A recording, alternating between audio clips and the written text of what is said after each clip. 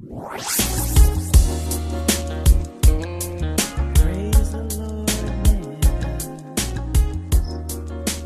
have a worship song on your heart tonight. Yeah, only because I figured out that Jay-Z's Family Feud, Beyonce wasn't singing higher, she was singing higher, which apparently is tongues. We're yet praying for your salvation. One day, you're going to... Oh, I'm so sorry. Oh, yeah. That's how you feel it? That phone, that phone does so much. Every time. Well, praise the Lord, niggas. Welcome back to another episode of Getting Grown with Jade and Keia, where we discuss all things adulting and how we're just don't know how to do it. And we're fumbling and falling and finding our way. Shout out to everyone who's listening right now. How y'all doing? Everybody doing all right? How y'all doing in the house tonight? Let me see your outfits. Let me see your shoes. Mm-hmm. What's going on, sis? What's happening in your world? Oh man, everything. So much. So many things all the time. I had dinner with Crystal the other day. She took me to a karaoke barbecue nigga night in Harlem. Up the street, and it was a very, very black time. We intended to literally go get drinks and go eat, and then discovered that niggas were doing karaoke, but it wasn't like legit karaoke with a stage. They were doing it in front of the door with a microphone. I don't believe there was a real screen, but I'm not sure. And the DJ / VJ also was taking orders. I don't know. It was very interesting. So there was that. There was that. I went to Kendrick Lamar, and that was a good ass time. Oh my God, that was so good. You know, I love me some K-Dot with his little short self. There were a lot of young people in the audience and a lot of Caucasians because apparently they listened to Travis Scott. Okay. I didn't understand anything that he said. And he was flying around on like this giant, like, no, you've never played Pokemon. So for those who listen, who play Pokemon, you remember like when you would see the gym and it would be this giant like bird flapping in the distance. That's what this thing looked like that Travis Scott was riding on the stage. It was like a giant mechanical bird. On the stage? On the stage. Above the stage. He was flying on it? To and fro. To and fro where though? It was at Barclays? It was at Barclays. Now, granted, the bird moved very slow. I don't know if that was the intention, but he flew to and fro on this giant mechanical Pokemon bird. So I did that. I went to that with we talked about our good sis Antoinette, Shanti from Around the Way Curls, and Fran. Hey, Fran. Hey. And Antonio, and then me and my husband. So that was a good time, and we met up with Fury afterwards, and you know, it was a party. It was a party. So we did that. So it was a good week. How was your week? Oh, girl. Oh, okay. Yeah. You know, I mean, I had a week. I had a really long week, but I made it through. I was at some retreat center for my job. My job hosts professional development for faculty during the summer, and we have these institutes. So we were at this retreat center in the woods in the sticks in Maryland for the last 2 weeks. Oh. And it was really cool, but it was also really labor intensive. And then, you know, my life just continued to life while I was there and had some unexpected challenges, but I made it through, not complaining at all. I'm learning that challenges really, I mean, it's all cliche and corny, but they really do teach good lessons about like yourself. Mm-hmm. So I'm trying to keep that perspective and just kind of roll with the punches and just keep on, you know, believing that God's not going to play me out here. He just refuses. He's not going to have me out here looking stupid, like no matter what. No, so I'm going to be all right. But yeah, I got home late Saturday night. Sunday was a cool day. I got a chance to see Girls Trip and hang out with my good friend Cortez. So shout out to you, Curtis. The homie.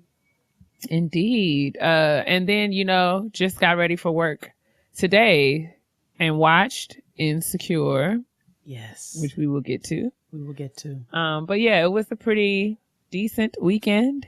I'm looking forward to next weekend, which will hopefully be better. Amen. Well, speaking of next weekend, for everybody listening, make sure if you are in the New York City area or in the tri-state area, that you come out to Makosa, Brooklyn this weekend. They did a small tour, so they just did one in Charlotte, and there's two.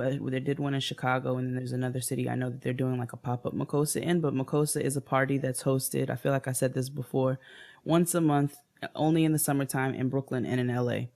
So I will be there with my sis Santana doing the food. So you guys come out and buy a plate and have a good time. It's a party that has a ton of different DJs, and it is really a wang ding doodle. So make sure you come out and say hello at Makosa this weekend in Brooklyn. Well, that sounds delightful. This is another episode of Getting Grown, like Keia said, where we learn how to adult because we don't really know what we're doing. But with that being all out of the way, make sure you listen, make sure you like, make sure you rate. Thank you for everybody who continues to do so. Everybody who's writing in. Shout out to everyone who let us know that they clicked the link and checked out Foreign Beauty and placed orders and all that stuff. So that's awesome. You know, it's a blessing to get the sponsors, but in order to keep them joints, y'all got to get out here and purchase. You know what I'm saying? So we appreciate everyone who shouted us out and let us know. Keep us posted as to how the products work for you. We are enjoying them. Yes. And looking forward to, you know, keep continuing to try them out, the different things. I think I've tried a few things, but I'm going to take my braids out this weekend and hopefully give the whole line a go. So I can't wait to hear. Yeah. I did the whole line outside of like the heat protectant because I have no reason for that. But I did a bunch of other stuff, and I've used my Form products quite often. So make sure you guys check out formbeauty.com. You can do the /grown to get your discount. 10% off, 10 whole percent. That is 0.10%. Okay. Listen. That's a couple coins off of your purchase. So make sure you check out Form Beauty. Anyway, let's go ahead and get into the show. Ew. My sis is popping right now. Like, shout out to my sis, the segment where we feature our sisters and brothers who are doing things in the streets, in the arts, in the businesses, in the classrooms, in the boardrooms, on the stages, everywhere but the sheets. Okay, well, yes. Because we just don't know that part of your life. That's okay. You know, unless you want to, I don't know. Like, I don't know. Anyway, so you shouldn't be in the streets with your sis. You should. I really hope you're not. In the if it's your sis, like, you know what I'm saying, like, that ain't your sis, and it's not your sis if you guys are in the streets. That's just a word to the wise. Shout out to my sis this week is actually one of our sisters. You're damn right. Nikki, absolutely love her. She is literally one of our very closest sisters. She just had our niece. Yeah. My little peach. I love her so much. Micah. Shout out to you. I love Nikki. And Nikki has her own makeup company in Houston called Canvas MUA. So you can check her out at www.canvasmua.com. Make sure that you check out the before and after pictures. You can check out some of the events that she's done, and there is a contact form there for you to fill out. Nikki just did a couple of ladies' faces for Drake. She's done tons of weddings. She's done tons of events. She beats her face down. You can check her out on Instagram under Nick the Hummingbird, and also Canvas MUA. Make sure you I think it's Canvas _MUA, but make sure that you click the follow button and check her out if you are in the Houston area and you're looking for somebody to do your makeup, because my sister beats a face. Indeed. Okay? Floyd Mayweather. Girl. I really don't like him. But what? He beats a face. I don't like him, but he beats a face. When Crystal went to LA, was it for the Golden Globes, the Emmys? What was the Emmys? It was the Emmys. My listen, she gonna be at the Golden Globes one day. Yes. Nikki went with her and did her face. Nikki was responsible for Crystal's beat for the Emmys. Nikki has beat my face for a wedding, and I will never be the same again. Nikki beat my sister's face for her wedding and did the bridal party and did my mother and did myself. Indeed. She is the makeup artist in these streets. As the makeup enthusiast myself, I can attest to her skill. Her studio offers a wide range of services, and she'll get you together from everything for your prom, if you have a television appearance, if you have a homecoming, if you have a class reunion, anything where you need to show up and your mug needs to be stamped. You need to holler at our good sis Nikki at Canvas Makeup Artistry. That's www.canvasmua.com. And make sure you tell her. Face notarized. Indeed. And make sure you tell her that Jade and Keia sent you out here. All right. Absolutely. And her studio is the cutest. It's this little black and white, and they got the little hints of the rose gold. She's got these little rose gold bar stools. I mean, it is I saw this all on FaceTime, by the way, but it is literally the cutest thing in the world. And I can attest to her makeup skills. She's done my family. She's done events for me. She's done friends I know. She's done all types of people. And like I said, she just did a range of women for Drake. So Nikki is out here doing her thing. Check her out. CanvasMUA.com. Yes, indeed. We love you, sis. Love you. Well, hello, boys and girls. It's time to gather around the kitchen table for another good old conversation. We've got snacks and we've got plenty of tea to spill. Wait, what kind of snacks do you have? I want to know what you got this week. I'm hungry. I'm still feasting on the dinner that I prepared on tonight. And it looked litty. Like, that looked so good.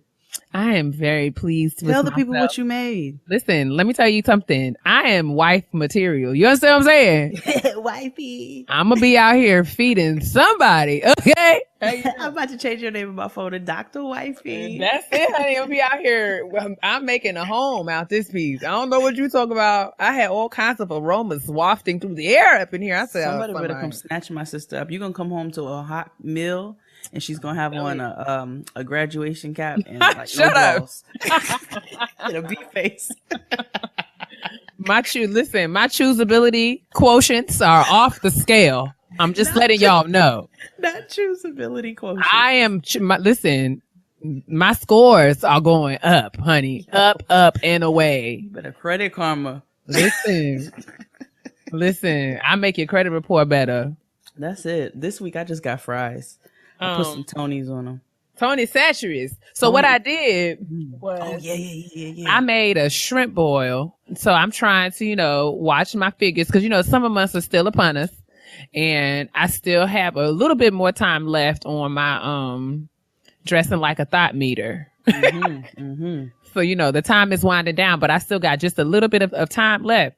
So I'm trying to keep things, where they're supposed to be. So I'm trying to watch my carbohydrate intake. So I made a shrimp boil, but instead of using potatoes and corn, I added asparagus and broccoli. Talk about it. Some smoked sausage, some shrimp. I put all that in some foil with a little olive oil. I took a little Old Bay seasoning, some garlic salt, and some Tony Satcheries. And let me tell you what I did. So shout out to my homie Leslie. She put me onto this young lady online who has an online cookbook. Her name is like Stovetop Kisses or something. So she that's where we got this recipe from. Let me tell you what set this shrimp boil off some proper light. She took some of, the Hidden Valley Ranch packets. Girl, she put that thing over in that shrimp boil. You put that in the oven for you wrap it up in foil, make you a little foil packet. Put that in your oven at like 425 degrees for a good 15 minutes or so. Something about the way that ranch packet got up in them broccoli florets though. That sounds delicious. What I took a little bit of butter, just a little butter, put it on top of the packets before you wrap it in the foil. So nice. Girl, I was in here off with a little butter. I don't care what kind of diet plan you want. I don't believe in diets. Butter is of the Lord. Butter is what the Lord gave us. You're supposed to have it. It goes on your food. Like, I don't care what you say. Like, it goes on your food.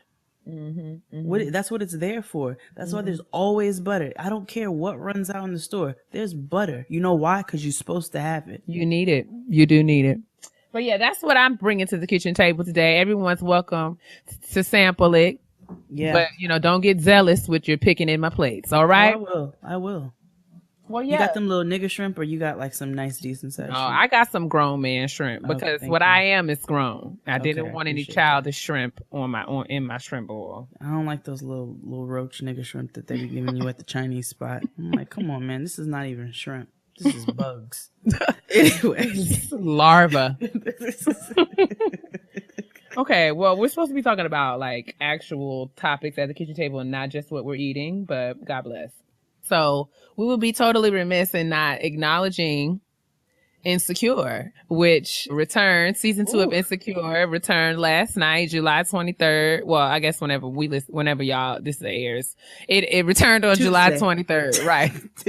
Tuesday. Yes. So 2 days ago at this point, July 23rd, I think 10:30 p.m. on HBO. And, you know, we got to shout out our good old brother, Dustin Frederick Ross. Let me tell you something. When I saw that baby's face on my television screen, I literally stood there grinning like I was somebody's Aunt Nancy at graduation. I was just like, would you just look at my brother? Look at him. Just look at him. Just look at him. Out here living the dream. He's out here being Issa's date. So cute. Okay, being pretend Lawrence. Cute. Like, I was so happy to see Dustin on my screen. He popped up and I'm literally skinning and grinning. We were so proud to the point where Tristan was like grinning. Tristan is my husband. He was just up there just smiling like, look at Tristan and Dustin are like, they're two peas. Yeah. They're two peas. So he was like, yeah, look at my boy. Look at my boy. I was like, yeah, look at him on the screen. So shout out, like, first and foremost to him. I was so excited for Insecure to come back, but I was even more excited to be able to finally let the cat out of the bag that my brother was going to be on there. So I'm so proud of him out here doing his thing. I see so many big things for him in the future. Yeah, I'm excited. It's going to be major. This is literally just the beginning. And I've been holding on to that secret for a little while myself. Ooh, for a minute. I'm like, oh my God. We were FaceTiming the other day. I was like, damn, can I say it? I was like, what's up? When he told me, he was like, you better not tell nobody but God.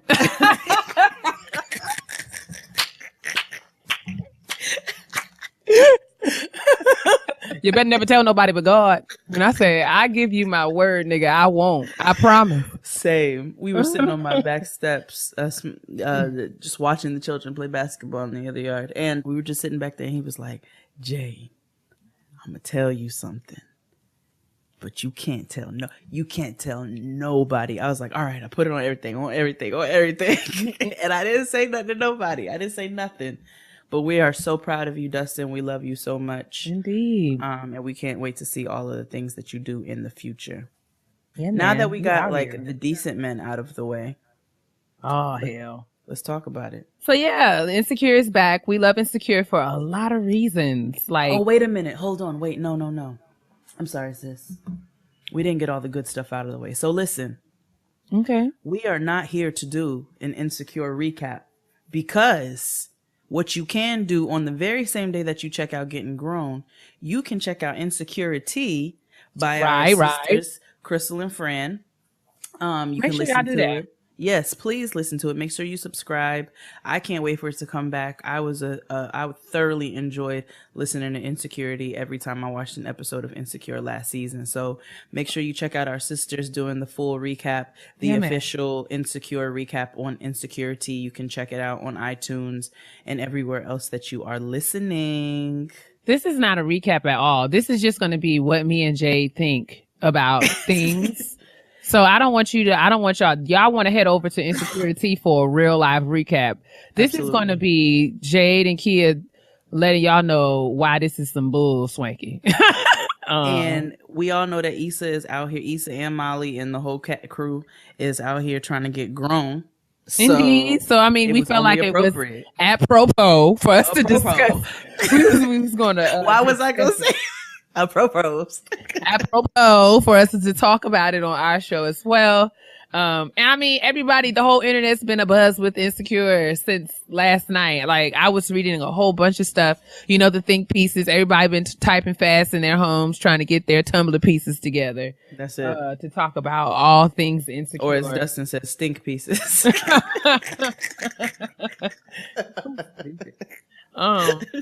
So yeah, sis, that's what they are. Let's start this conversation about Insecure. Okay. with. Tell me why you love it. Tell me why Insecure is something that you like. Why are we grateful to Issa for being out here with Insecure? We are grateful to Sister Issa because Insecure is so relatable Word. to people of our generation, to people in our age bracket especially. It is so relatable from the vernacular that she uses in the show. Like she doesn't mince words. She doesn't use PC language. Like she talks like we talk. So that's probably the biggest reason why I love Insecure. Besides the fact that it's created by a Black woman, it's created for the people in our generation, men and women. And I just think that it was so well done. And I think it's such a genius piece. Specifically about this particular episode, there were just so many little things, because you know it's always the details in Insecure that are always that are the ones that get you. Mm-hmm. So when Issa said you got a superhuman dick repellent, I lifted my hand. Exactly how we talk. Yes, exactly relatable. how we talk. And then you have Regina Hall on that TV show in the background. In the background with that fuck nigga that hangs out with Lawrence, and he was that nigga said, "Oh, bitch, just let the bitch read." Issa was watching it too at the house in the following scene. I was like, I just love But this. last season, every time they were watching TV, they were watching that fake ass Locked Up. Oh my God. Or I'm sorry, I can't even get my words out. I can't. I want you to be better. It be the little details that be getting to me. Last season they had the jail show playing in the background, and it was so absolutely ridiculous. And so this season they had that slave show playing in the background, and he said, "Oh, bitch, just let the bitch read." Shout out to Chad. Chad had a couple of one-liners this episode. He did. And then the do math, not meth sign. Oh my God. When Issa was talking to herself, man, before she wanted Lawrence to come over, and she was like, "Can we just pray together?" Get yourself together. Oh my God. She said, "Can we just pray together? Niggas on niggas on niggas. Booyakasha." You are so stupid. What were some? Oh, and she played Cardi B. She did play Cardi B. No, but my yell laugh moment was when the Bloods came into the party. Yes. And your boy was like, "It looks like we got bumpany." I was like, "Whoa!" He said, "You beaut and you thick." I was like, "Oh my God!"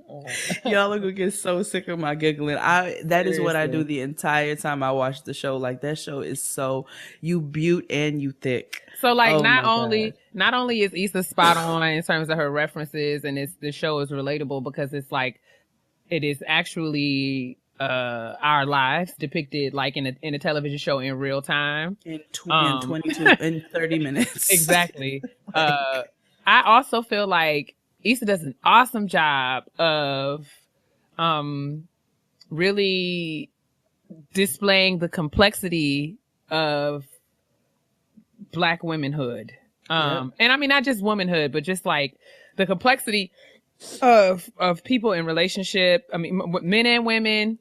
Mm-hmm. Complexity of relationships. It's not just one dimension. So like even in terms of like what it means to be single, it's such a layered presentation of what it means to be single on Insecure. And even other shows that are not sitcoms, but like shows like The Bachelor, The Bachelorette, like people view singleness as kind of like this purgatory before you're in a relationship. Right. And it's like all things that go on within that are relative to, you know, this ideal relationship. And if you're single, you're often sad, you're lonely, you're eating ice cream, those kinds of things. But I think what I really like about Insecure is that you get to see single people work out their singleness in so many different ways. The good, like the good, the bad, the ugly though. So you have people who, you know, we all just trying to figure it out. And what I also like about it is like, you know, the complexity of singleness is also juxtaposed against the complexity of being in relationships because relationships are not perfect. So you see all of that. So I really think that Issa nailed it, and Insecure is one of my favorite things for a lot of those reasons. Because I feel like all the characters that are presented in the show are relatable, and to so many of us in our respective lives. And Absolutely. I'm sorry. No, go ahead. Even last season where they touched on not touched on, but they delved into the topic of, you know, dating a bisexual man. Like, these are real conversations. Yeah. And that's the one thing about sitcoms that we've been seeing for so long is they gloss over things. They show, oh, we're a family, we can come together.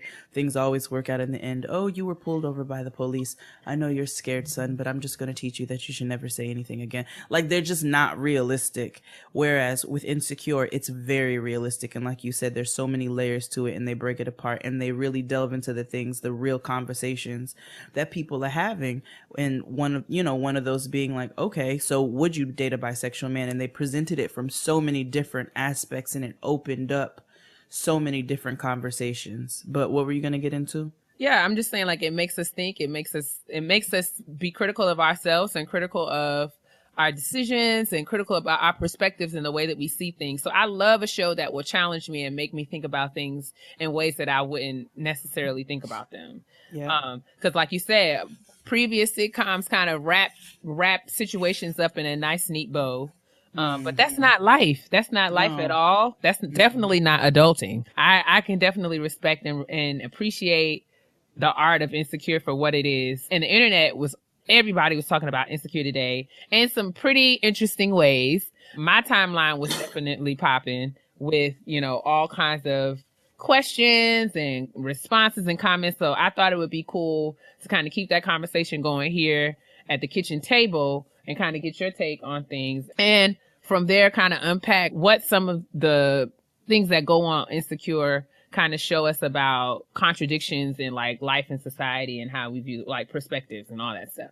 Mm-hmm. So I'm gonna first ask you which character this Rare Breed on Twitter posed the question today, and I retweeted it and responded, but I wanted to ask you which character on Insecure do you most relate to and why?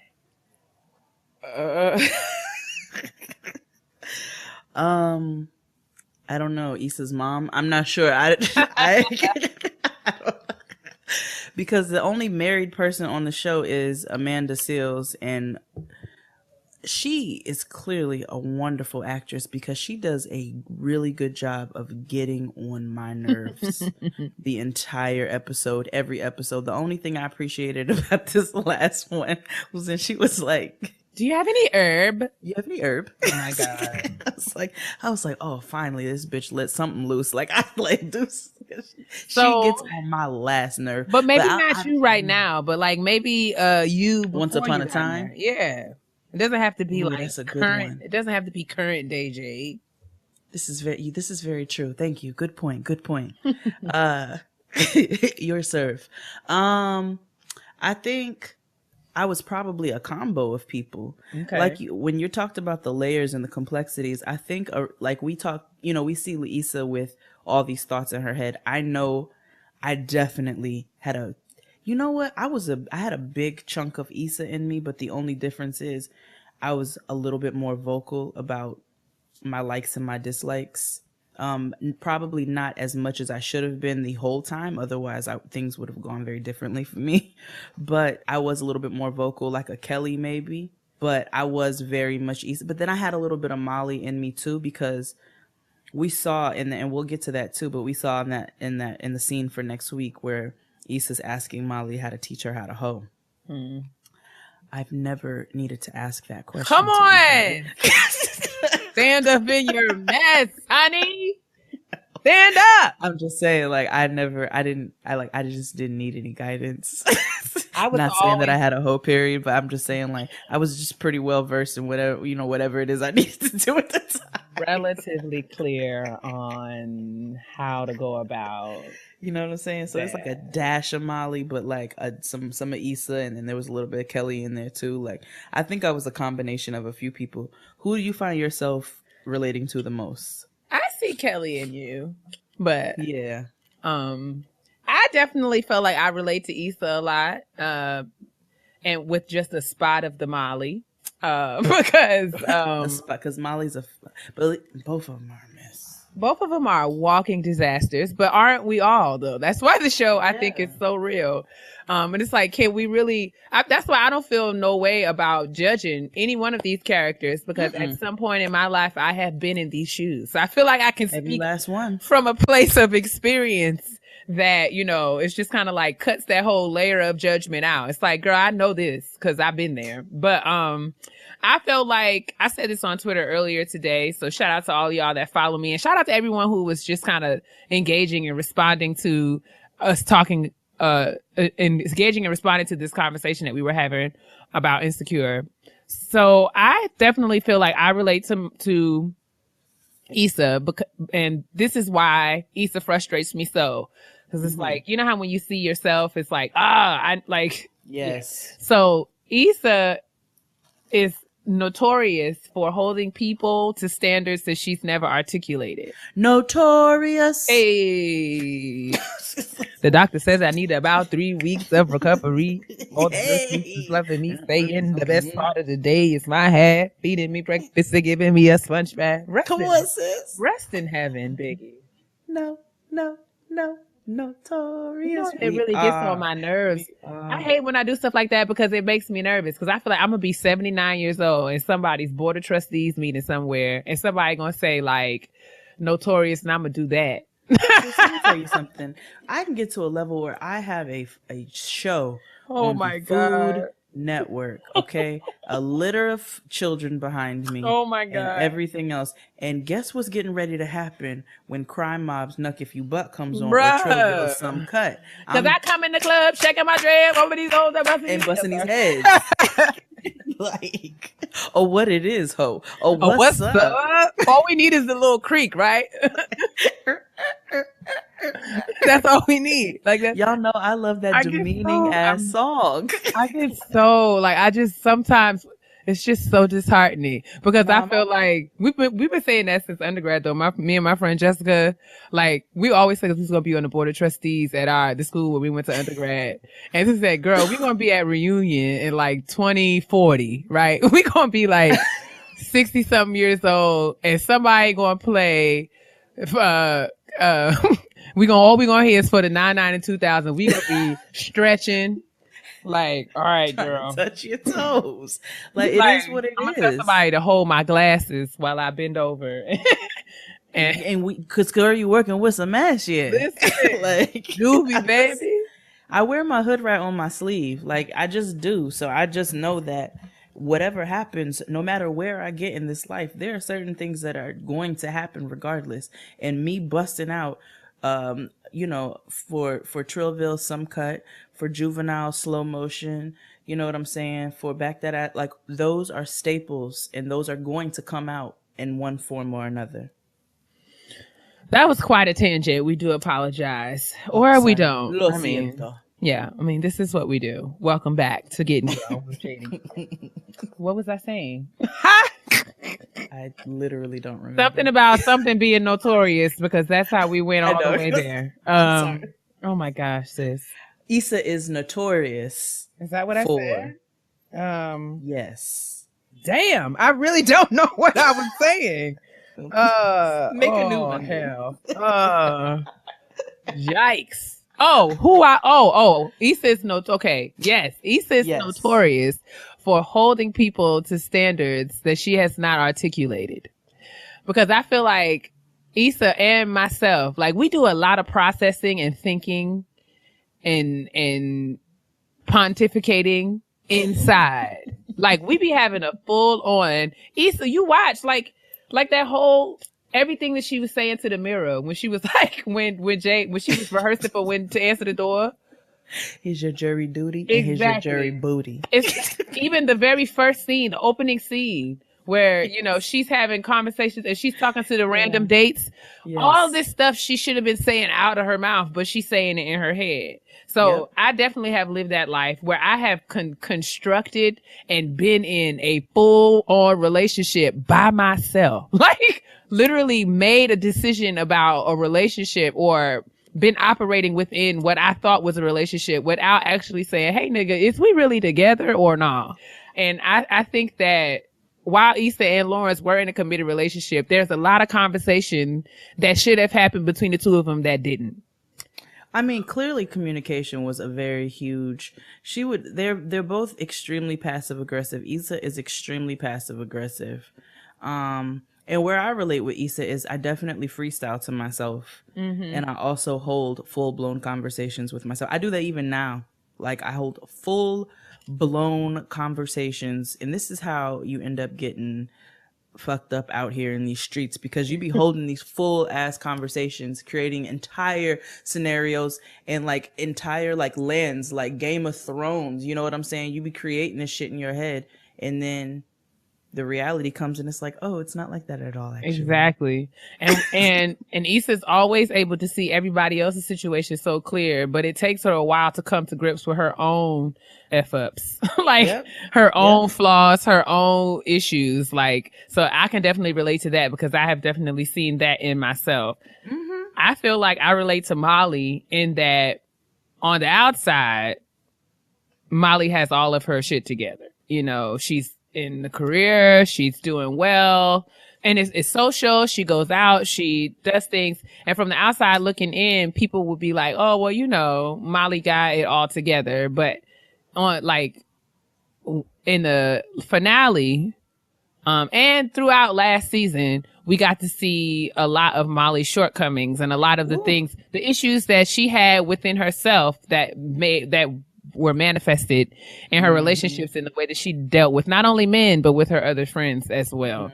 So I can definitely relate to both Molly and Issa in those regards. I also felt like if I had to pick a character that I most relate to, I would have to say that I relate most to those children who stole the snacks. The habanero Oreos. Because I was like, bruh, like, that is so something I would have done. Just gone in there and just been Did you see the butter on that popcorn? That's the first thing I saw when they showed that food scene. I said, I would definitely take that popcorn. I said, can I see a brochure?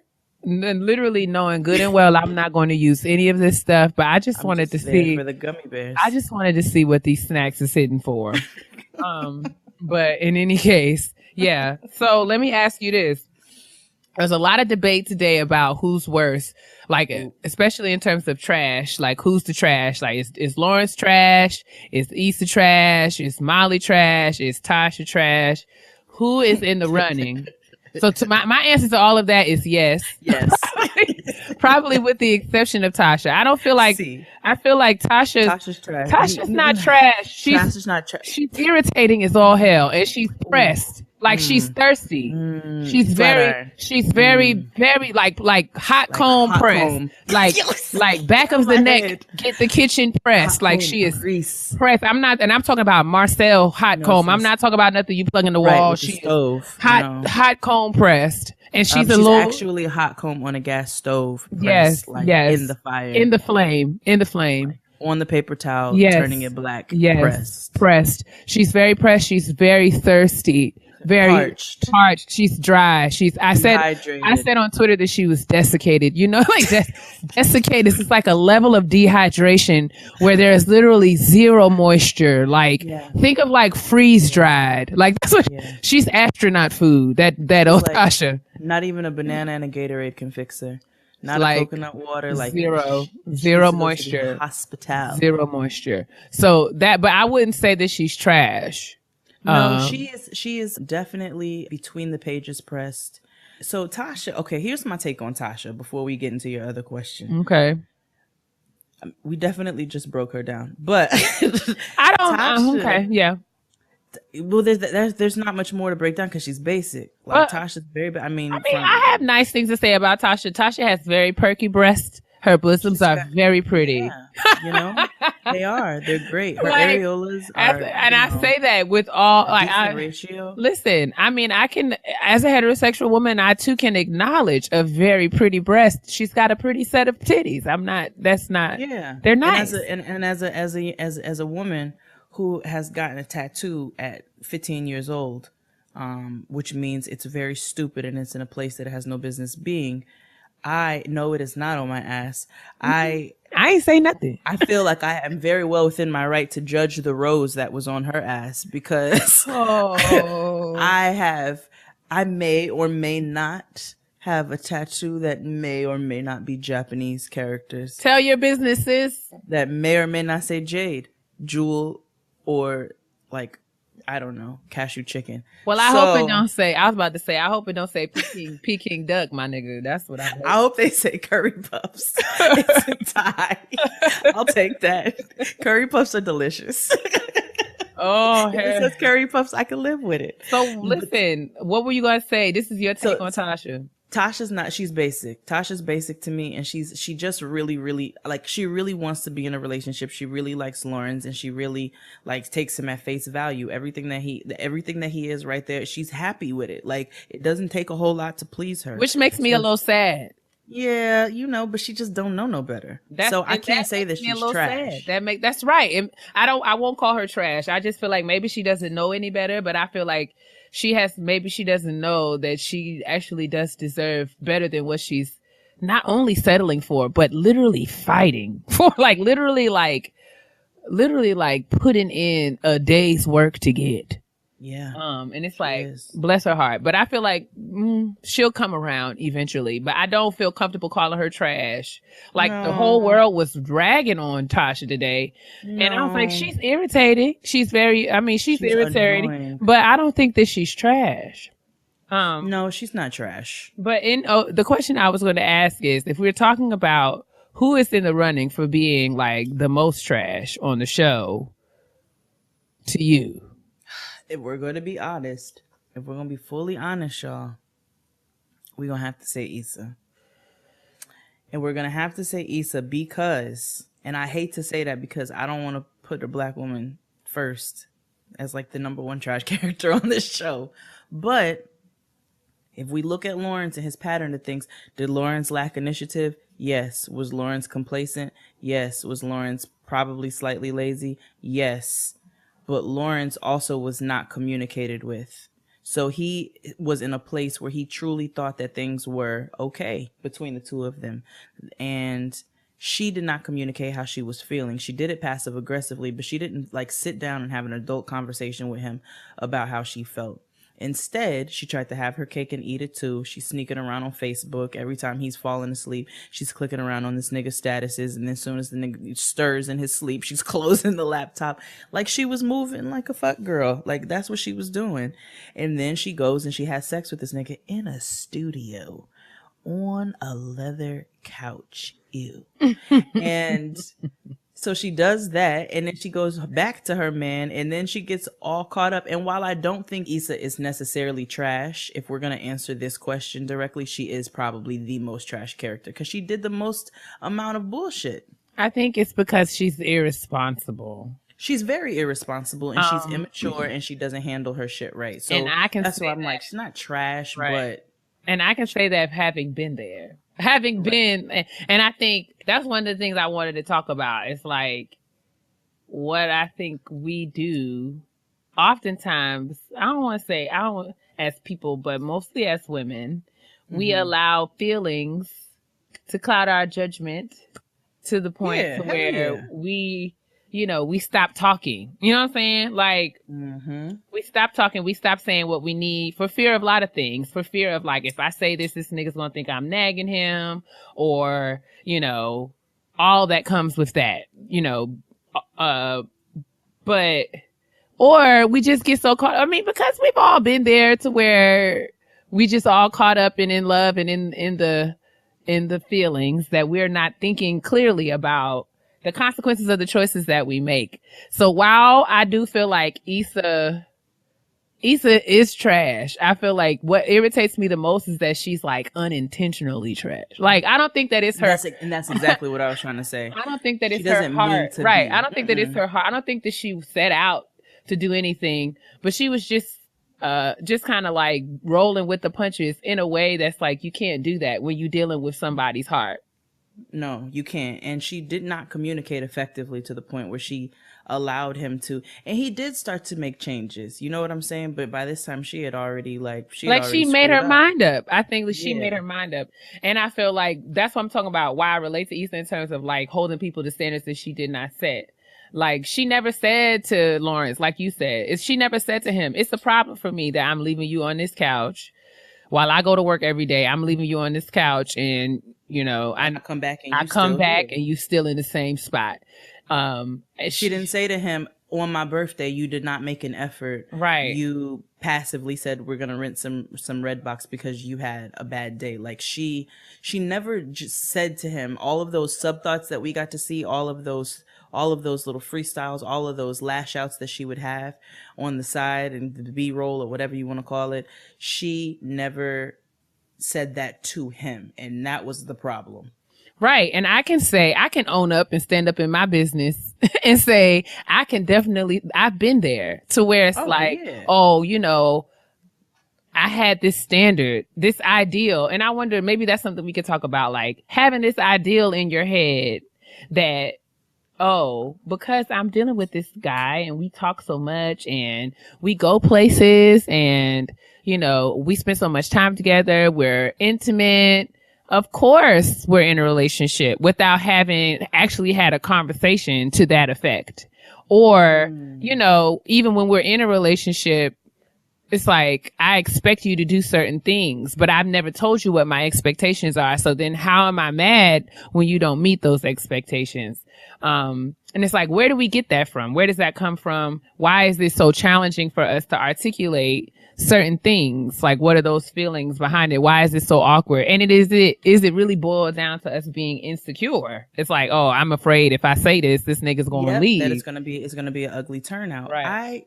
I dated this one dude for like a year. You know what I'm saying? Like a year. Laid up, spent the night at each other's houses several times a week cooking. You know, he's buying groceries, I'm cooking food. But we never established a relationship. And I did open my mouth and say to him, like, yo, what's going on right now? Like, what are we doing? And he hit me with some bullshit. And when he hit me with that bullshit, that's when I knew. I was like, oh, okay, all right, cool. I'm never asking this question again. I'm never entertaining this again. I'm not going to entertain having a relationship with you again. I'm going to keep riding this wave for as long as I can. So my issue never has really been speaking up. My issue is that once I have spoken up, you got to do something. I'm tired of speaking. Yeah, you got to do something about it. Yeah, and I don't. Yeah. I didn't, should I say. Right. I didn't. And I cheated. Like, you know what I'm saying? It's like, oh, you out here, I'm out here. Like, and that is a different type of trash. Right. That's right. But it was what it was. It was like, you know, I set my expectations. I opened my mouth. That has never been my issue. I opened my mouth and said what I wanted and what I expected and what I was also going to deliver on my end.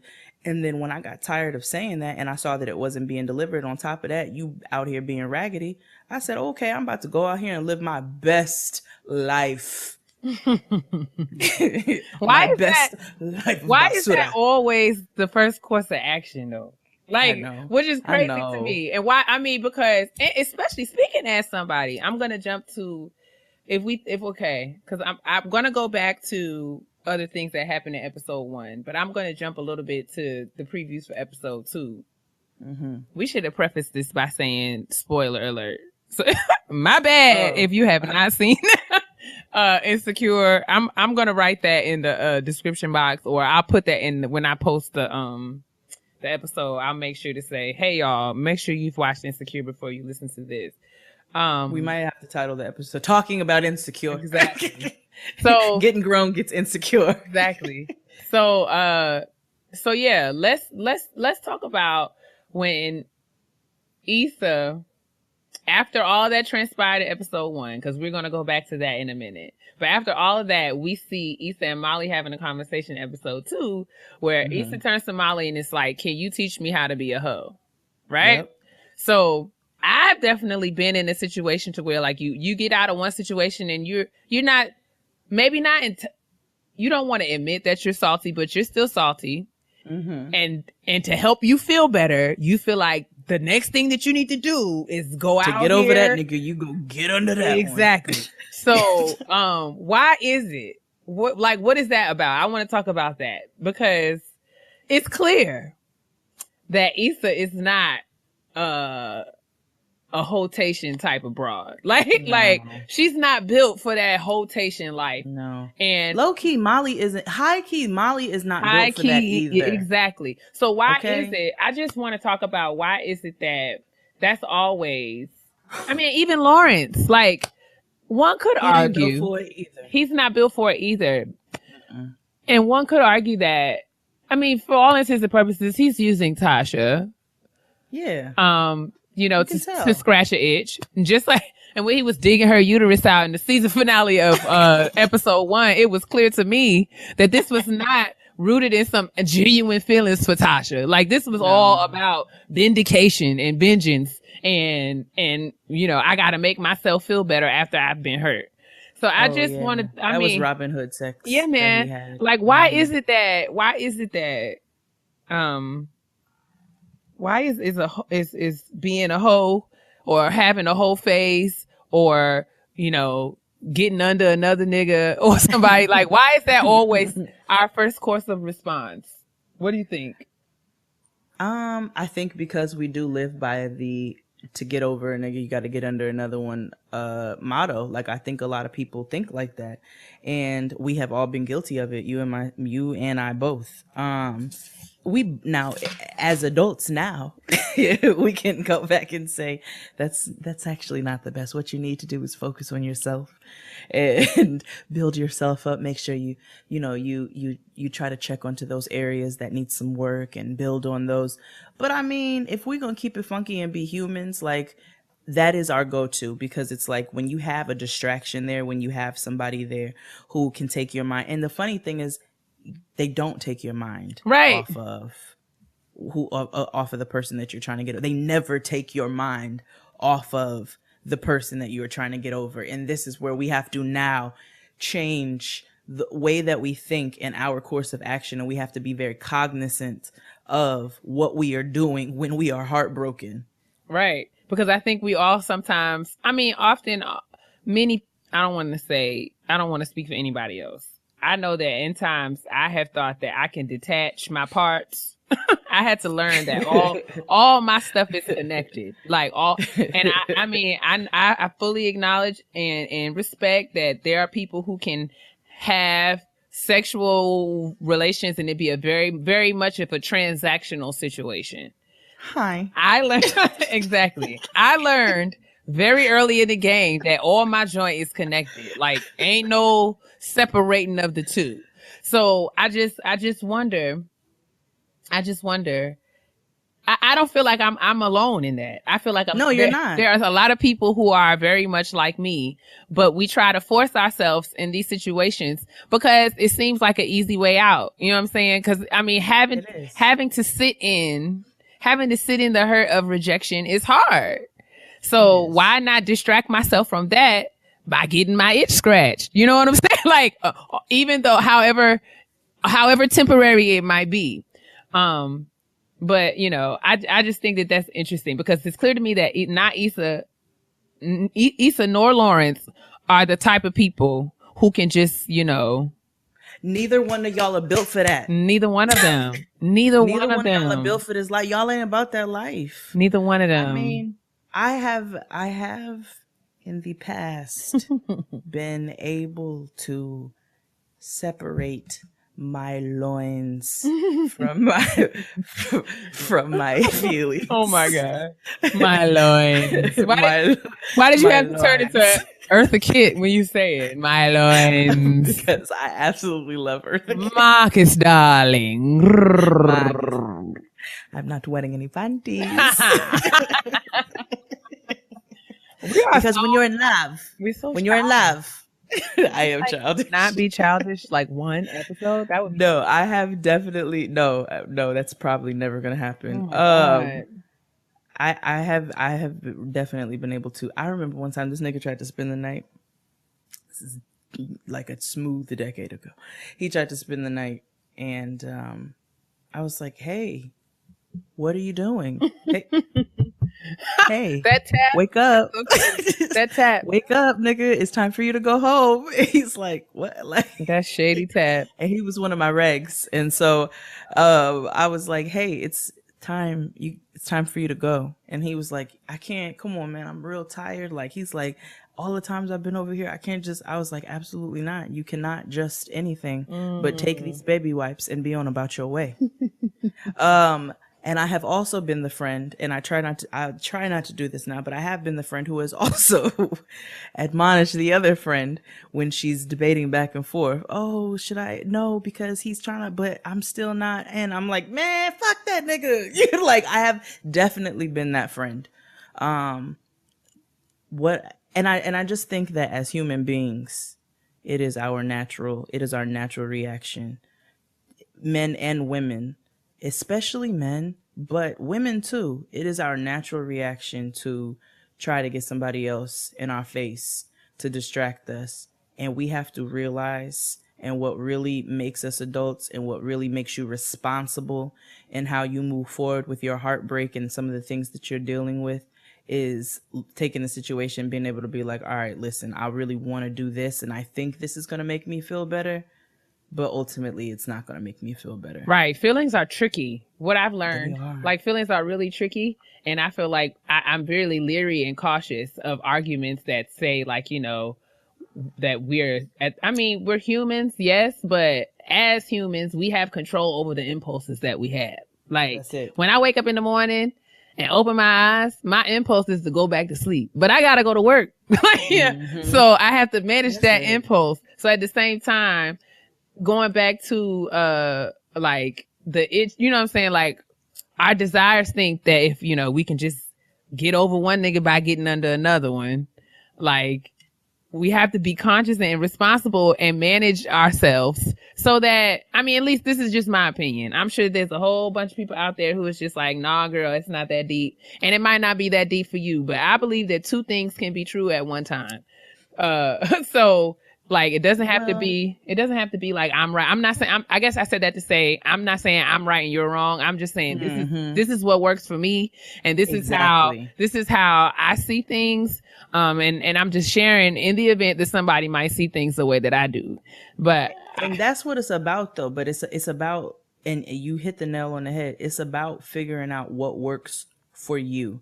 I'm not saying that not getting under another nigga is not going to work for you. There are many women out here who are like, yo, niggas get theirs, I'm about to get mine, and I don't feel bad about it, and it's fine. And if that works for you, then girl, we are all raising our fists to you. Everybody is like so happy. We are just parading and shouting, fucking marching down Washington for you, that you are able to go out here and do these things. But then there are others who say, I can't do it. Like, I can't separate my feelings from my actions. And I know that for my personal health, my mental health, my emotional health, I don't need to do this. And what it ultimately always is about is figuring out what makes you feel better, what is going to make you feel better in the end, and what are you going to be able to live with yourself. Right. So, like, let me ask you this.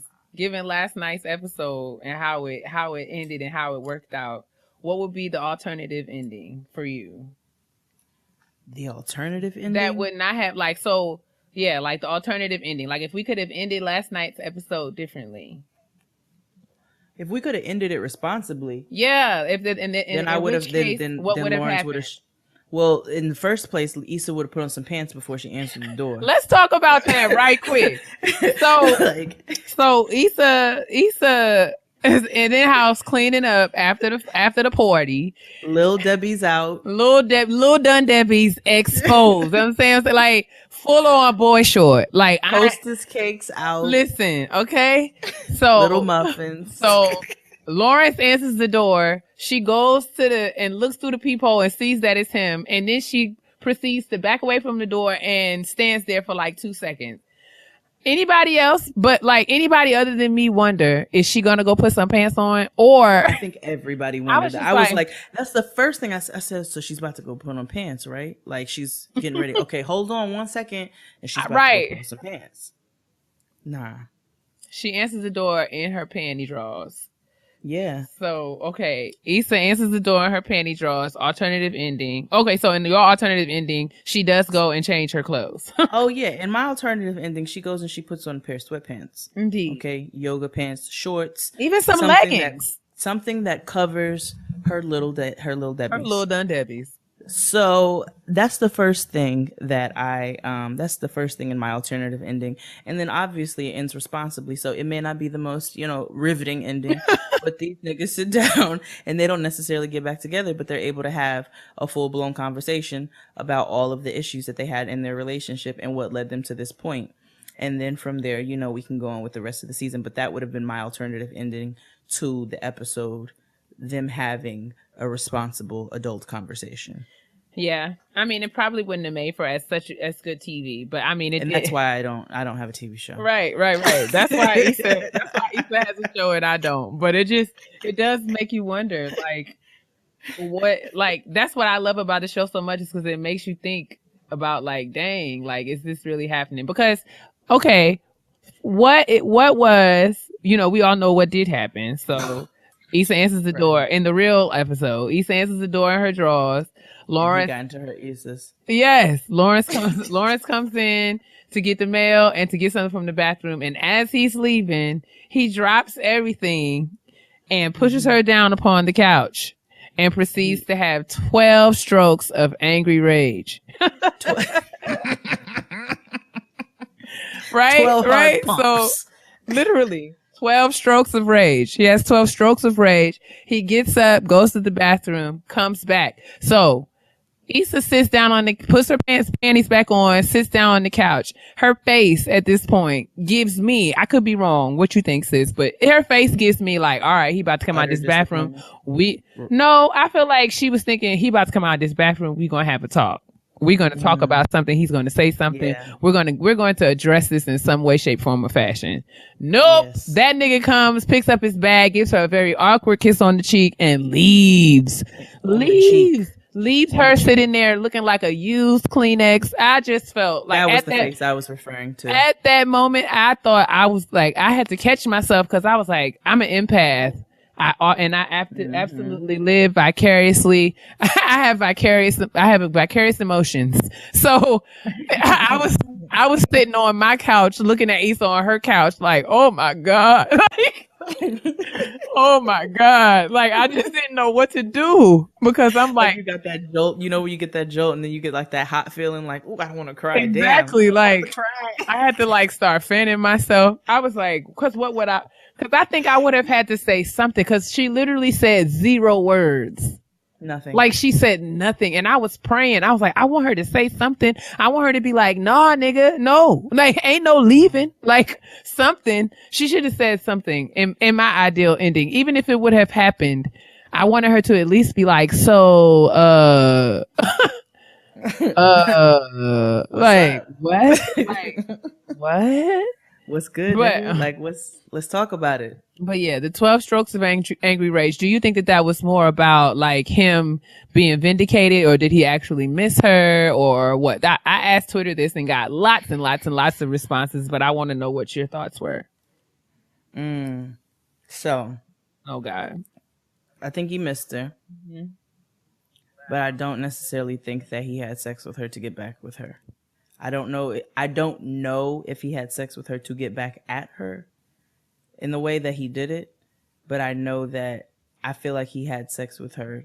I did not feel like he had sex with her to get back with her. I didn't get that. And I didn't get that from it. And when he got up and said he had to leave, I felt like he didn't know what to say in that moment. I just did this thing. I have all of these emotions going through me, and right now I can't talk about it. I gotta go. I feel like he absolutely misses Issa and he misses them. Mm-hmm. So I do feel like that there are still some feelings there.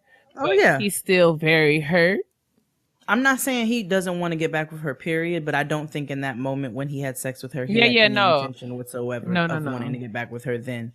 I do think he misses her. I think right now, especially the way he's acting with Tasha and all of that, Lawrence is lost. And I feel he laughed at Tasha. When she called him Zaddy, Yeah, He I was know. like, he was Yeah. like, nah, it's cute. But that nigga laughed at her like, bitch, what? Like, he literally was like, what did you just say? I don't think he sees a real future with Tasha. That's why he made her go half on them shrimp puffs. I was like, oh no, he couldn't even buy the girl no shrimp puffs. He don't want Tasha. He didn't even want to take her out to eat. Exactly. So I feel like he does not really see a future with Tasha. Tasha is just something for him to do right now until he tries to figure out what's what. I don't feel like this was a lot of feelings or emotions engaged with what happened, the 12 strokes of rage. I don't think there was a lot of feelings there at all. I think there were so many feelings. No, I feel like he was really mad, but I don't really think it was a lot of thinking and processing. Like, I don't think he was using that as May, because people were saying maybe he was trying to, get in her head, or mess with her head, or that he was trying to prove that he still could. And I was like, well, that was never up for debate. I don't think he had any of those thoughts. When I said he had feelings, I think it was all of the feelings of how he felt about her, how he felt about their relationship, but then how he felt betrayed. I think he had all of those feelings, which is why, so like the passion in him is what made him have sex with her in the first place. But then the feelings of anger and resentment are what made him have those 12 strokes of 12 strokes of passion. I don't think it was passion. I think it was pissivity. I think he had a Dave Chappelle vote. He literally did like a like I don't think it was passion. I think it was mad. I think it was a number of emotions. I think every emotion that he ever had for Issa rushed through him all at one time. That's fair. And he let it go in those 12 steps. 12 strokes. 1, 2, 3, 4, 5, 6, 7, 8, 9, 10, 11, 12. 11, 12. Gross. That was totally gross. But yeah, I guess that's all. I don't know how much else we want to talk about Insecure. I think that's it. Okay, so I have one more question for you and then we'll be done. All right, then. With all of this being said and us, breaking down their relationship, do you feel that you can miss someone and not want to get back with them? Absolutely. I think that like you said, like I was saying before, feelings are tricky. Mm-hmm. You know what I'm saying? Like, there are a lot of things that feel really amazing, but are not good for us. Like French fries. Exactly. Like, if I ate a whole bunch of ice cream right now, it would feel so good, but I would regret it later. Yeah.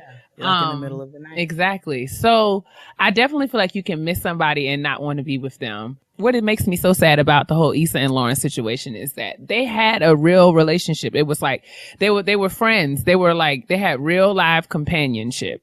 And I think that's one of the major frustrations of dating or trying to get back into dating after you have lost something like that. Is that empty feeling of like, oh my gosh, what if I never find that level of connection again? So, I have been there to where I'm gonna be staying all the way up in it and say that I might still be there. There are certain people who there's a person who I felt like I connected with in such a way where it was like, this person was a part of my day. Aside from us being in a relationship, this is somebody that I talked to so much and had shared so much with. And the frequency of our conversation was so intense to where it's like, there are things that I see that make me and it's been years at this point, but I'll hear a song and think about that person. I'll see a pair of Jordans and think about that person. So like there and cause that level of, we were friends before we were anything else. Like, that was my nigga. So all the other stuff that transpired between us that resulted in us, not having a relationship anymore, that you know, those are very real things, but I definitely miss the companion. I miss my friend. I miss the connection. And it is very scary out here dating, even now, and feeling like, and literally holding people to that standard, not to him as a standard, but holding that level of connection, that level of relationship to as the standard of like, dang, like, well, maybe it was that it, like, is there a chance that I will never connect with someone on that level? So, you know, and want to talk to somebody like that. You know what I'm saying? Cause I get tired of niggas all the time. Oh, quickly. But there are very few, there's one person, only one person to date that I've ever been in a relationship with that I never got tired of. In terms of like, you know how you date a nigga, you even your bae, there will be a time where it'll be like, I don't got to look at that nigga today. Like, if I don't see him until tomorrow, I'll be all right. But this particular person that I have in my mind right now is the only person who I never got sick of, and who I felt like, you know, even when, and you as someone who is in a marriage, I've never had, you know how you have that feeling where it's like, well, I could see this nigga for the rest of my life and be all right with it. From that, I've since that relationship, I've not had that again. So I miss that, and I miss him, that person, but I don't want to be with him because that's the same, that, you know, I miss that aspect of that person in that relationship, but he's also the same person that, you know, did some very hurtful things to me that compromised the trust that I had in that relationship. But the companionship that we had, that initial connection, I definitely miss that. I think that when you get comfortable with the person, I know I definitely experienced this with my ex. We were together for so long, you know, shy of a decade. And we, you know, then, you know, all the shit happened and went down. And there was a period where we, I don't want to say rekindled, but where we reconnected, started communicating, and then did that faux relationship bullshit back and forth thing. You're doing that fake ass relationship where you all are not really together, but you're acting like you're together. We did that for a while too, and that was just all around bad. But I think that when you're with a person, especially when you've dedicated so much time to them, and you've dedicated so many emotions and so many feelings, and like you said, you've built a friendship, and you get comfortable with them, but then you get out of that situation, you do fall back into that mentality like, oh my God, you have that empty feeling, like you said, like, what am I going to do? Right. How I don't really know how to navigate. And it's not that you're completely codependent on this person, but it's like you don't really know your life without them in it. And I can firmly attest that it will go on because that makes me feel better. Feeling. Like, I definitely, like, I'm telling you, like I said, shy of a decade, and this nigga canceled, like, broke our wedding off the week of my bridal shower. Dang. Like, my shower. And so I was devastated. Like, in addition to being humiliated, which I am not easily at all, I was devastated. You know what I'm saying? Like, it was heartbreaking. Like, it was awful. I didn't want to talk to anybody for days. Like, it was super, super, super heartbreaking. It was one of the worst feelings ever. And, you know, being in my marriage now and seeing where I am now with my husband, and the feelings that I have for him, like you said, I remember when, okay, I'm all over the place. I remember when my cousin got married before me, and she called me one day and she was like, I asked this nigga why he wants to marry me, and do you know what he said? He said, because I can live with you. That is so real. That's real. Like, being married and being in a long-term relationship now, that is so real, because that is a huge piece of being with somebody. My husband is the first nigga who I've ever laid eyes on.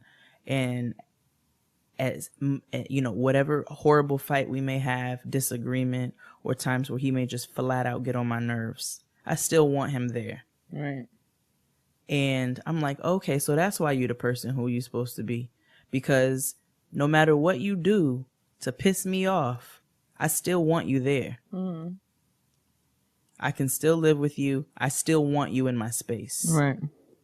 So I can attest to the fact that it happens. You know what I'm saying? It happens again, and it feels like it's never going to happen again when you're in it, but it happens again. It happens when it's supposed to.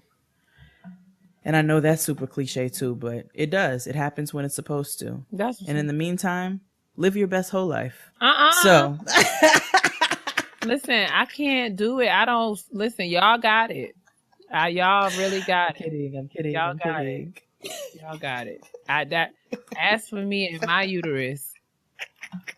As for me, we shall be one. Me and my uterus, all my 2,000 parts. I can't hang. That's fine, sis. Respect everybody. I respect your agency. You know what I'm saying? I respect your agency, and I respect those who can live like Legos and detach. Like, exactly. I respect all of y'all. Exactly. All my niggas in the whole wide world. I mean, I just have to know myself, and it's just not worth it. I done tried. I'm telling you, it would be one thing if I was saying this from a place where I have never tried, but I have tried, and I have literally said, you know what? Let me get up from here because this is not. Like, this Amber Rose life is not for me. Excuse me. Where are my clothes? I am not answering the door in my drawers. Where are my clothes? I need to go. First of all, I know if I answer the door in my drawers, it's going down. It's going down. It's happening. You got a whole lot more booty than Issa. Oh, I thought you was about to say something else. I was ready. I had my ammunition ready to go. I thought you was about to say something else. I'm saying you got a whole lot more booty than Issa. So if you answer the doors in your drawers, it is definitely going down. I have a wagon. So does Keia. Don't let her be out here being modest. Like, you're working with some magic. No. We're not doing this. That's not what this is about to be. So let us move on hastily and swiftly to the next segment. Oh, everybody, listen. So we talked about Insecure, and it was a whole lot of fun. I want y'all to listen to Insecurity because that's where the recap is. This is just me and Jade talking about the show because we've been talking about it. It was like, well, girl, why can't we just talk about this on the show? If y'all want to hear us talk about Insecure again or some other show or any other topic, y'all know how to reach us in the email to gettinggrownpodcast@gmail.com, or you can jump into our mentions at Getting Grown Pod on Twitter or at Getting Grown Pod on Instagram, or you can hit us up on our Facebook page, right, sis? That's right. You can hit us up on Facebook and everywhere else that Keia said, or as XD likes to say, everywhere that you can stalk your ex. And make sure, again, that you guys listen to our sisters on Insecurity because they definitely do the official tissue recap. No toilet tissue Campbell. Toilet tissue Campbell. That was real ugly. That was not. It was like one of them old crash cut runs from back in the day. Clark sisters. Don't you come for Higher.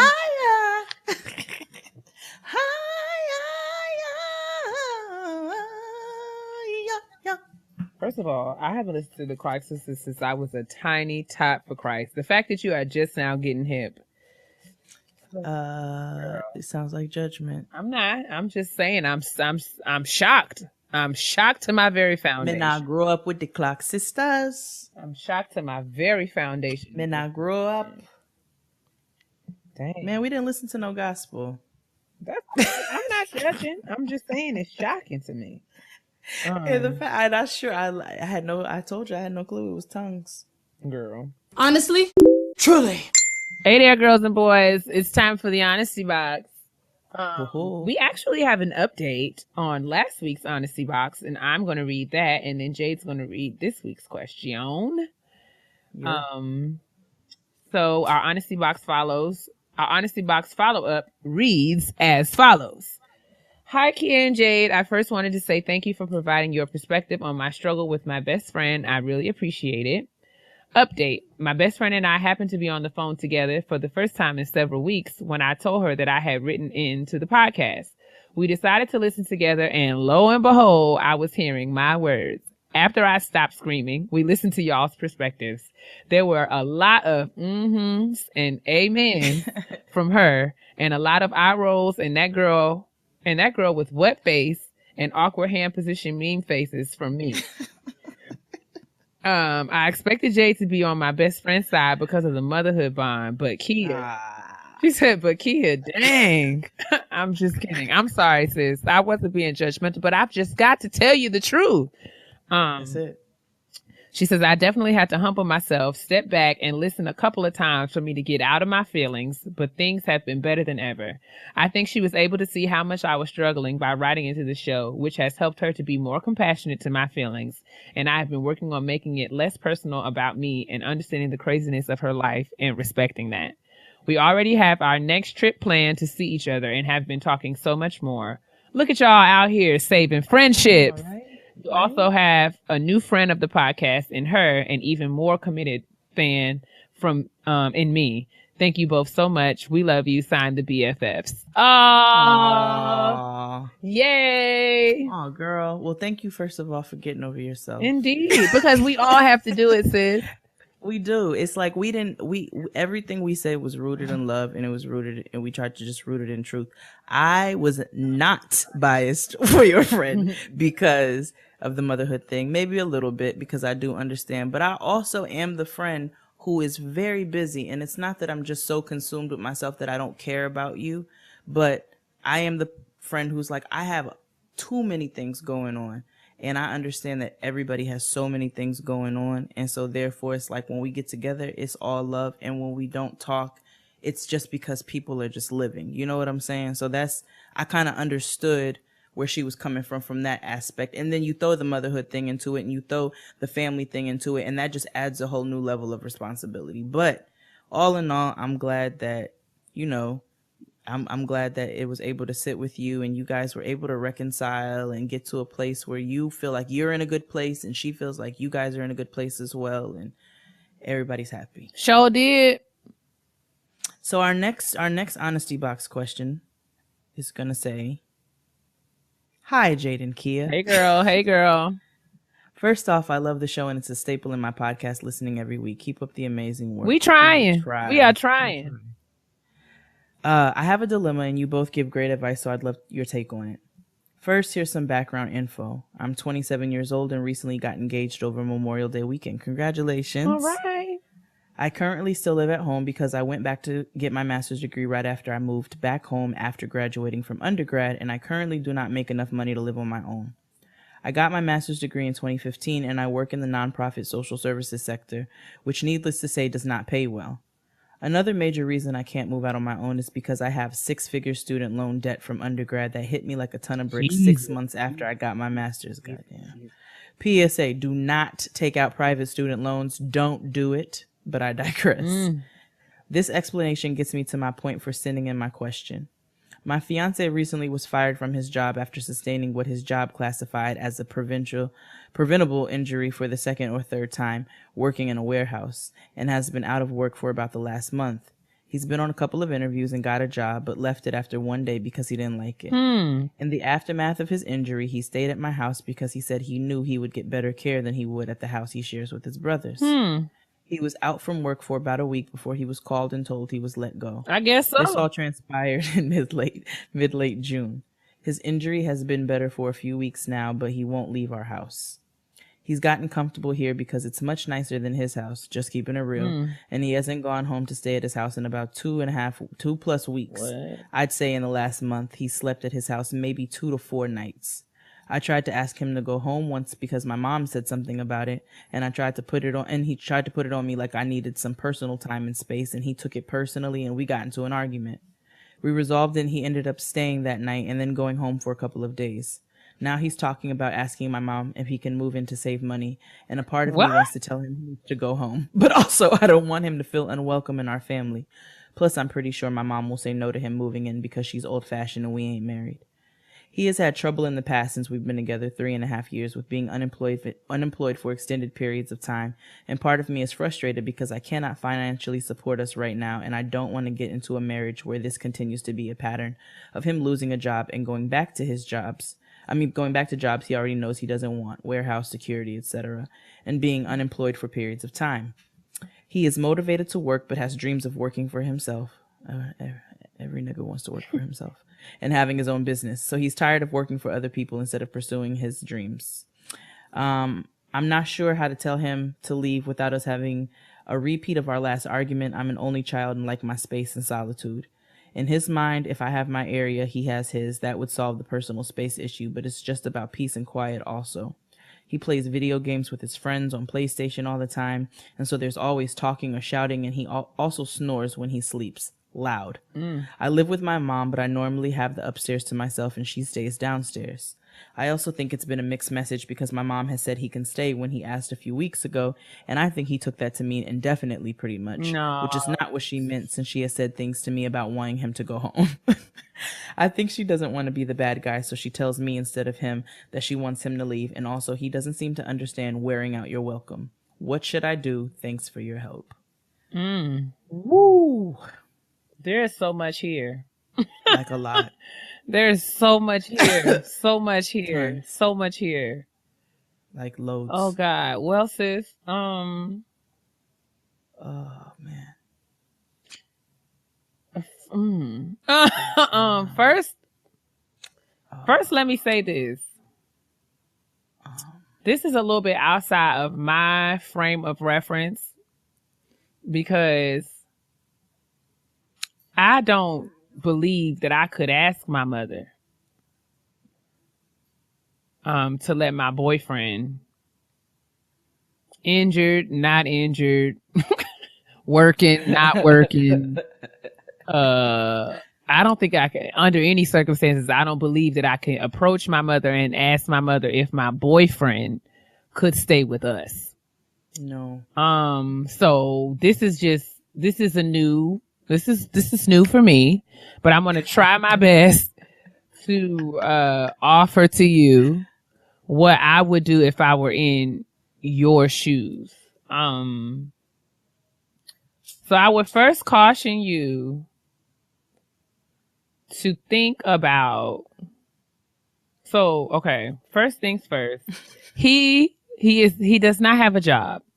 No, he does not. He's been in your house for over 2 weeks, and he's wanting to stay with you and your mother without a job. Right. To save money. To save what money? Because he's not making any. There's none coming in. He got fired on his day off. He was at home, and then they called him, and he doesn't have a job anymore. Girl. So listen, I say this with love. I say this to you. I don't want you to think I'm judging your life or saying that you've made terrible decisions or anything. Not at all. But I feel like this might be the opportunity for you to take a step back and think very critically about who this person is and whether or not you want to be with him whether you want to enter a marriage. You said yourself that you have a job, but you have extensive debt. And you can't support yourself right now. You said that.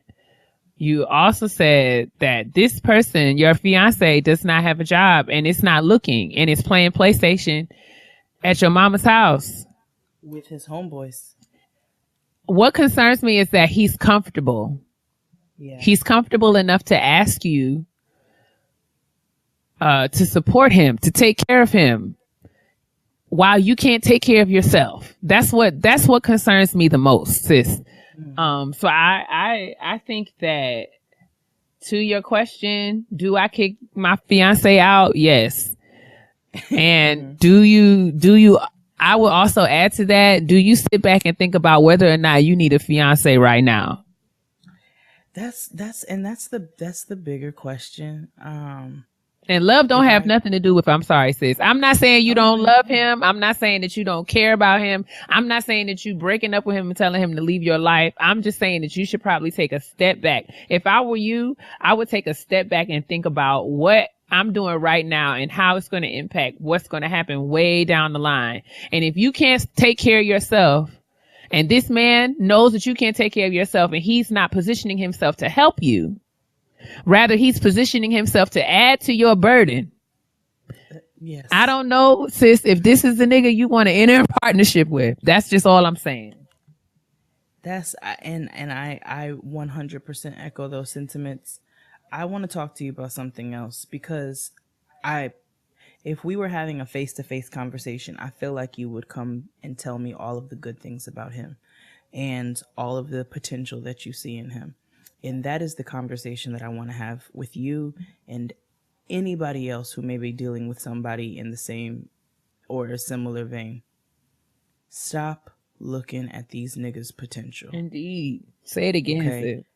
Like, stop looking at these niggas' potential. Potential ain't shit if it's not backed up with action. If he's not showing that he can live up to his potential by taking the necessary steps towards that, I spoke about my husband and him not having a green card for the longest and doing the things that he had to do to take care of himself, getting jobs under the table that he had to get to take care of himself, to the point where now he has been, he's now an associate dean at a school. You know what I'm saying? Like, he's been promoted to that degree, and I'm so proud to see him take the leaps and bounds that he's taken. But I'm not saying he was he had these positions when we got together. He was nowhere near that. But he was a hardworking man. I never had to come home and this nigga was sitting on the couch playing PlayStation with his homeboys in my mother's house. Like, and again, this is not a judgment of your situation, but don't look at this man's potential. Don't look at the amount of time that you've spent with him and say, well, I've been with him for the last 3.5 years. I've been with him since my early 20s, and now we're going into this, and, I feel like the necessary next step. No, if he's not showing you that he can be a true leader in your household and show that he can take care of his family and that he has the desire to take care of his family, that may not be who you want to start a family with. Indeed. It's more than just words. You know what I'm saying? It's so much more. If you listen to everything that a man says to you, and it would be awesome if we could take that for face value and believe that, that there's going to be some action to match that. Unfortunately, life shows us that people say a lot of things that they don't mean or don't have any intention on making good on. Yeah. And a lot of times we have to realize and think about when we're being manipulated and taken advantage of. Mm-hmm. And I have had, in my own experience, a lot of people have come to me in the space of like compromise, like, and being adaptable and willing to help and support. I think one thing that we often lose sight of in relationship, especially with people who are manipulative, and maybe not even intentionally, but sometimes people don't even realize how they are self-serving in the way that they deal with you. Yep. So I'm saying this to you. One of the things that I've had to learn the hard way is that compromise is compromise when the outcome is mutually beneficial for both parties. Yeah. If you compromising with a nigga and y'all are not meeting halfway, that's not a compromise. If I got to give up 80% and you got to give up 20, that's not compromise. That's you getting over on me. Right. I'm telling you that this man is not bringing anything to the table. Not a single thing. He's not bringing anything to the table, sis. Nothing. I want you to see that. And let me tell you something. You don't want to look up in another 3.5 years and this nigga's still sitting on your mother's couch upstairs. You don't want to do that. So take this notion out of your mind that you have invested this time into this one nigga and look at what he is doing right now. And we don't know him. So maybe he really is in a position where he's like, this is my family. This is how I view them. This is how I love them. But that does not mean that he's not taking advantage. He may not be knowingly taking advantage, but he is taking advantage nonetheless. And he is sitting up in your mother's house. He is knowing that he has a place to sleep and he has a place to stay, not going back to work, not finding work that is going to be lucrative for him or pay his bills or give anything to the household. Like, can this nigga buy you chips? Like, can he do any of that? Is he even making an effort to do any of that? And him getting down on one knee and proposing to you and putting you even more in a commitment to his bullshit, like, you gotta come on. You gotta look at what's in front of you, and what's in front of you is this nigga on your mother's couch. Sis, I want you to get all your things, and I want you to go. I know, or just get all his things and get him out. Like, get him out. No shade. Go home, Roger. No shade, but he's got to go. He has to go. Because and we're not telling you to break up with him, but we are telling you to reevaluate some things. And it's all right for you to tell him that in order for, like, it's more, like, in order for him to be your husband, being a husband is more than a nigga calling you wifey. Husband is a responsibility. It's a role. Somebody has to assume that means they have to do something. So as husband, y'all need to determine what husband and wife roles mean for you. And as it stands right now, it's just titles. He's going to have to do something. Oh, I'm sorry. No, go ahead. He's just going to have to do something. He's not doing anything. He's not doing anything at all. And she said something that concerned me.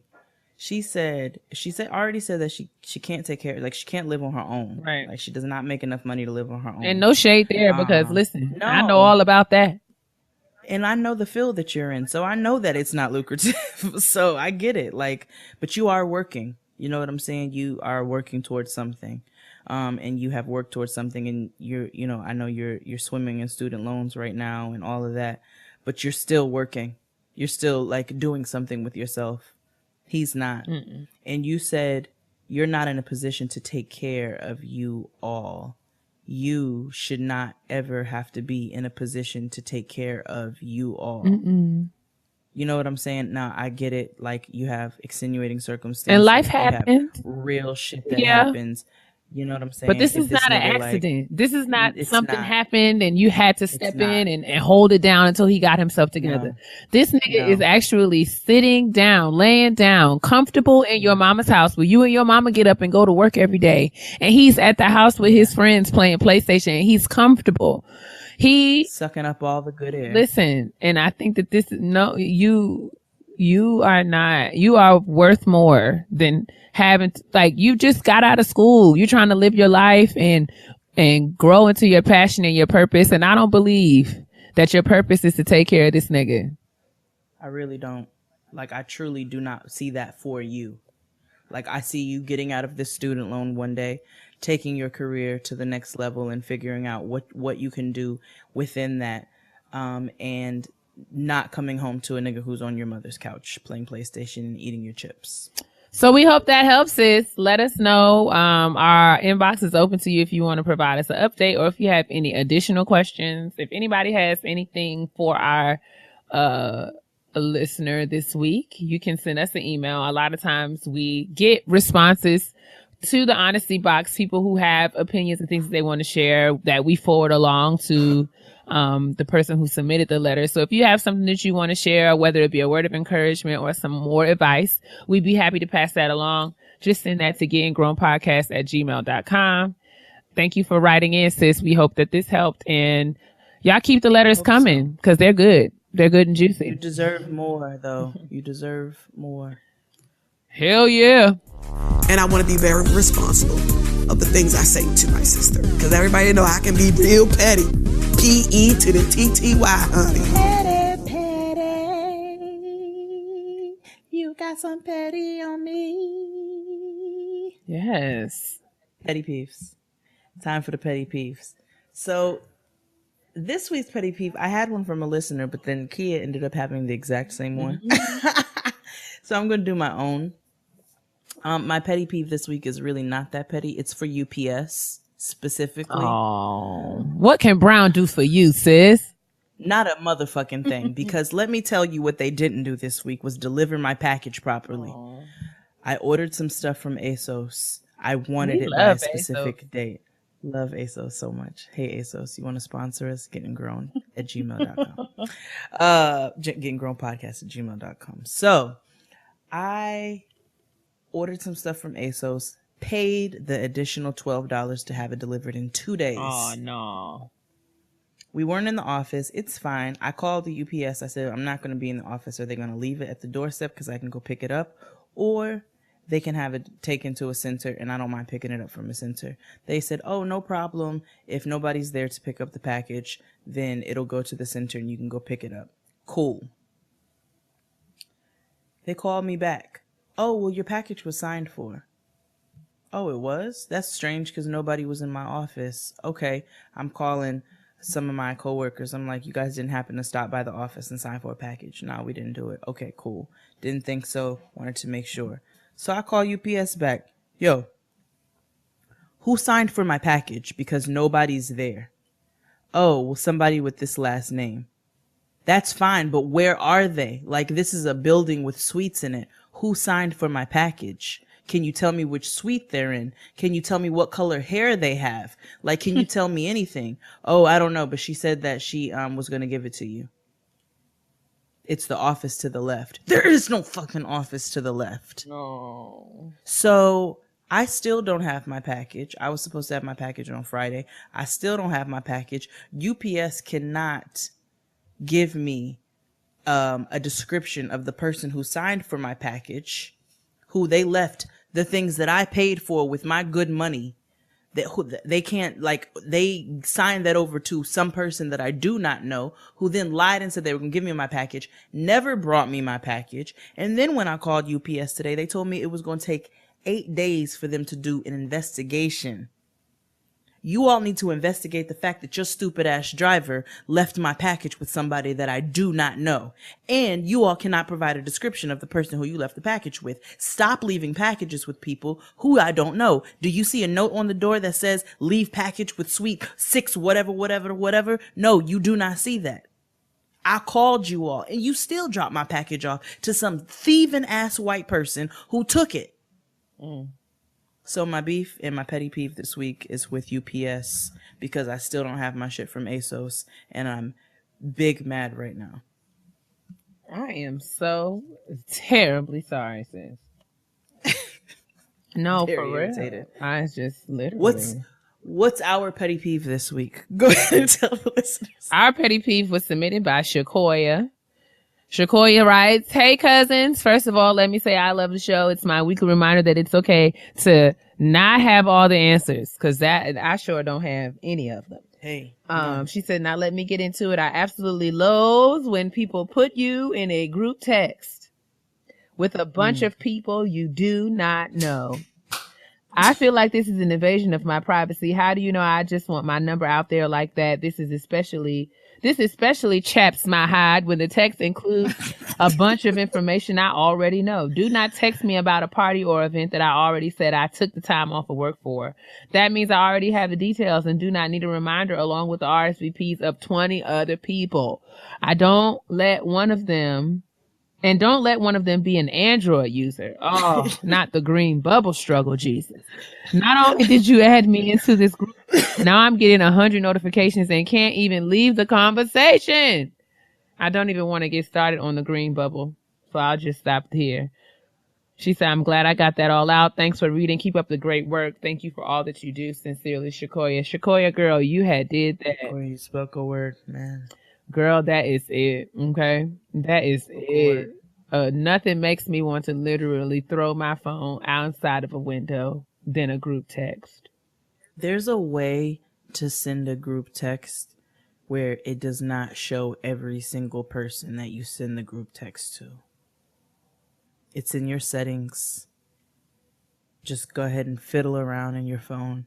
There is a way to send a message where everybody doesn't pop up. Furthermore, in addition to that, if somebody has been so awful as to put you in a group text to invite you to something, it happens.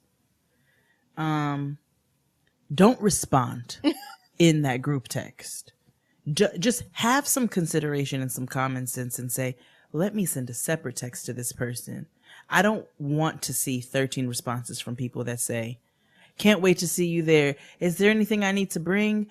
Oh my God, it's going to be so much fun. I don't want to see that from a bunch of numbers that I don't know. So if you have something to say about that particular event and that person was not conscious enough to put you in a group text that does not show everybody's number, then you need to send them a separate message and realize that you're getting ready to impact everybody else on that message before you send it in that particular chat. It's a shame that we have to review this for grown people. It's just a reminder because sometimes people forget. Because a saint is just a sinner who fell down in the Come on here, Donnie. Yeah, I know a gospel song. Come on. Get back up again. Again. Oh, man, I'm tired. You know, my vibrato gets real wide when I get tired. Get back up again. Get back up again. Anyway, in the meantime, everybody drink your water, moisturize your skin, and mind your business because your black will crack if it is dry. It sure will. Y'all be good now.